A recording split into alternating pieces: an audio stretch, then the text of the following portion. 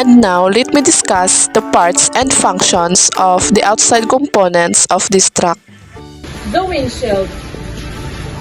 A transparent screen providing visibility while protecting occupants from the elements and debris. And next is The windshield wiper. A mechanical arm with a rubber blade that is used to clear the rain, snow, and debris from the windshield, ensuring clear visibility for the driving. The wiping frequency is adjustable to match the intensity of the precipitation. next is This is the grill, located at the front of the vehicle, where the air is allows to flow to the radiator for engine cooling. Its design often incorporates the manufacturer's emblem and contributes to the vehicle's aesthetic. And this is the headlight. Headlight is a high-intensity lamp providing illumination for nighttime driving and during periods of low visibility.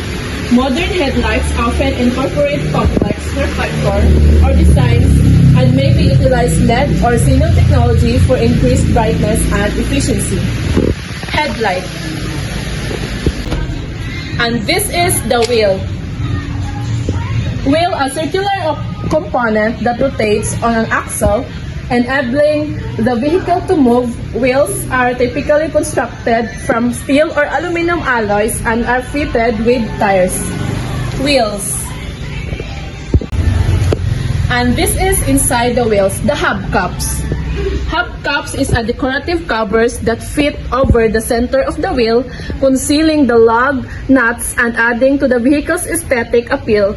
They may also offer some protection against dirt and corrosion. The hubcaps.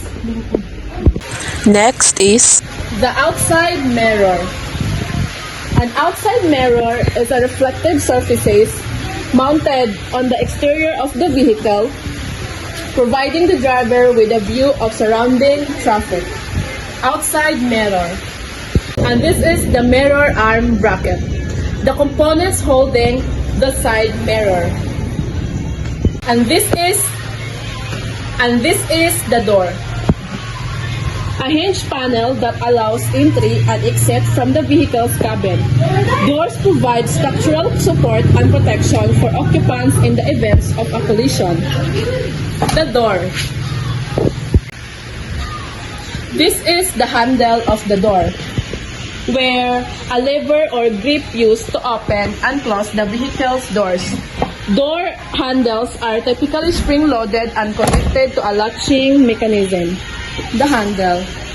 And this is the window. Transparent panels providing visibility and ventilation for the vehicle's occupants. Windows are typically made of tempered glass for safety and may be tinted to reduce glass glare and heat. Window. And this is the cargo box, designed for carrying the goods. This is the tail lights, a red light that is located at the rear of the vehicle, indicating its presence to other drivers. Tail lights also incorporate brake lights, which illuminate when the brakes are applied, and turn signals, which indicate the driver's intention to turn. Tail lights. This is the plate number. A plate number is an alphanumeric code on a plate attached to a vehicle for official identification purposes. This is acting as a unique identifier for registration and law enforcement. Plate number. And lastly, the exhaust pipe. An exhaust pipe directs toxic and hot combustion gases away from a vehicle's engine and cabin, ensuring the safety of occupants. The exhaust pipe. And now, let's proceed on the parts and function of the inside components of this truck. This is the steering wheel. Steering wheel, a circular control device used to direct the vehicle's movement. This is the steering wheel that is connected to the steering system, which translates the driver's input into the turning of the wheels. And this is the horn. Horn is an audible signaling device used to alert other drivers, pedestrians, or cyclists of the vehicle's presence or to warn of potential hazard.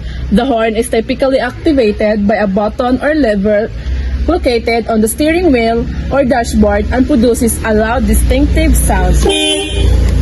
Horn. And this is the dashboard. Dashboard, the front panel of the cabin containing instruments and controls. The gear shift, a lever used to select different gear ratios in the transmission. The gear shift allows the driver to control the engine's torque and speed output, optimizing performance and fuel efficiency. Gear shift. Next is gas pedal. Gas pedal or the accelerator, a pedal used to control the engine's throttle, regulating the amount of fuel and air that enters the engine. Depressing the accelerator pedal increases the engine's power output, causing the vehicle to accelerate. This is the brake, a pedal used to apply the brakes, slowing or stopping the vehicle. The brake pedal is connected to a hydraulic system that transmits pressure to the brake calipers at each wheel, which clamp down on the brake rotors, recreating friction and slowing the vehicles. This is speed meter, an instrument displaying the vehicle speed in miles per hour or kilometers per hour. The speedometer receives input from a sensor that measures the rotation of the wheels or transmission. And this is the clutch. Clutch is a pedal-operated mechanism that disengages the engine from the transmission, allowing the driver to change gears smoothly. The clutch consists of a friction disc, a pressure plate, and a release bearing. When the clutch pedal is depressed, the friction disc is disengaged from the engine flywheel, allowing the driver to select a different gear without stalling the engine. The clutch.